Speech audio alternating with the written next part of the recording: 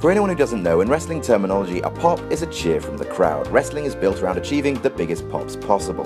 The whole point of the narrative side of wrestling, or the good guy, bad guy storyline stuff, is to achieve these single, feel-good bursts of noise. They're the building blocks of why we love wrestling. First of all, honourable mentions. We don't normally do these, but it was harder than your dad to keep this list under 10. So before I get gutted in the comments, Brock Lesnar's return in 2012, The Rock's in 2011, and Dolph Ziggler's cash-in are all being recognised as huge, even if they didn't make the list proper, okay? Leave me alone. I'm Adam from WhatCulture.com, and here are the 10 loudest crowd reactions in WWE history.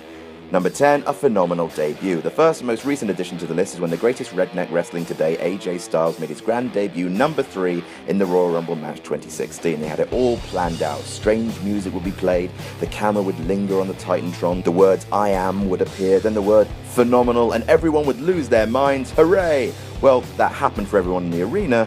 For us at home, we got a prolonged close-up of Roman Reigns' face. Cheers. Undeniably huge pop, though. Welcome to the WWE. Number 9, gotcha. Say what you want about the HBK Hulk Hogan match, that Michael sold more than a QVC presenter on speed, that he dangled around like a clump of spaghetti hanging out of a running dog's mouth, but you can't deny that HBK's brief heel run in 2005 was entertaining as hell. He made fun of the Hulkster in a mock interview and cut one of the best promos of his life in Montreal, the city where he and a bunch of scallywags screwed Bret Hart. Michaels opened with "Who's your daddy, Montreal?" and the boos don't let up for a whole minute while he sings the Canadian national anthem. It's beautiful. A few minutes into the promo, he says that he screwed Bret once, and if he ever returned, he'd screw him again, at which point Bret's music hits, and the crowd explodes. One of the biggest pops of all time turns into some of the biggest heat of all time as the crowd realizes Hart isn't coming out and Michaels staged the whole thing. It's so good. Number 8, the Backlash of the Rattlesnake. By Backlash 2000, Stone Cold Steve Austin had been out of action for nearly 6 months after being kayfabe hit by a car at the previous Survivor Series. Since he'd been gone, Triple H had all but taken over the company. The McMahon-Helmsley regime had conquered WrestleMania, and The Rock was the only man standing in the way. At Backlash, he was set to face off against Triple H, with Shane as a special guest ref. To counter that, Linda put in The Rock's corner Stone Cold Steve Austin. But at the pay-per-view, Austin didn't show, and just as the crowd was getting really annoyed with watching Vince and Co beat up The Rock, the glass shattered and the crowd went crazy. The pop just built and built as Austin laid waste to everyone. The Rock capitalized with the people's elbow and won the championship. Number 7, the game is back. Speaking of Triple H, in May 2001, Triple H tore his quad off the damn bone, and despite finishing the match like a big boss lad, was sidelined from wrestling for the rest of the year. The Game was one of the biggest heels in the company when he went out, but absence evidently makes the heart grow fonder, because when he returned at Madison Square Garden on the first Raw of 2002, the sustained roar he received was described by Triple H himself as overwhelming, and in terms of a superstar returning to the ring, it's one of the biggest ovations of all time. Number 6, that kick out. Nothing sends a bolt of lightning through the bloodstream like a really close near fall. For a wrestler, the ability to look like you're done for before plucking your shoulder off the mat at the last possible moment is a damn art form, and there's no better event for a really good near fall than WrestleMania. Possibly the greatest of all time goes to The Undertaker. At WrestleMania 28, in the Hell of a Cell end of an era match, the streak came heart-stoppingly close to ending when special ref Shawn Michaels hit Taker with a sweet chin music. The dead man turned around into a pedigree before Triple H went for the pin. Taker lifted his shoulder at the last possible moment, and the people and HBK lost their minds. Number 5, Linda McMahon rises. Talk about a beautiful end to a skin-crawling storyline. For the months leading up to WrestleMania 17, Vince had started drugging his wife so he could wheel her around and got off with hot younger ladies in front of her. Vince McMahon is the best and worst, and mostly worst, of men. This built to a match between Vinnie M and his kid Shane O'Mac, which on paper should have been dreadful, but turned out to be one of the most enjoyably ludicrous moments in wrestling history.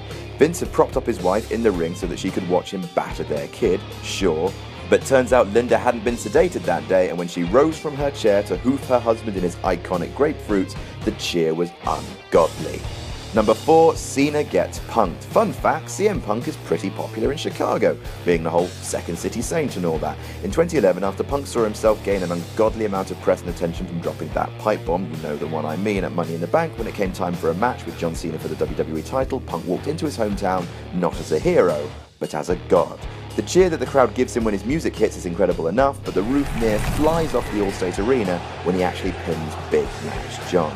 Number 3, a native champion. Like Punk winning big in his hometown, there's nothing like a local crowd to provide some of the biggest noise. Not only that, but the audience at Wembley Stadium was also one of the biggest ever assembled at a WWE event, with just over 80,000 fans gathering to watch their native hero, the British Bulldog, battle Bret Hart for the Intercontinental title. title. The crowd was behind Bulldog full throat for the entire match, and when he countered a sunset flip from Hart into a pinfall, one of the biggest crowds in WWE history produced one of the biggest pops of all time. Number 2, the old Stone Cold. Steve Austin's heel turn in 2001 was weird. Bold, but weird. No one really wanted it, and they made him hug Vince and stuff.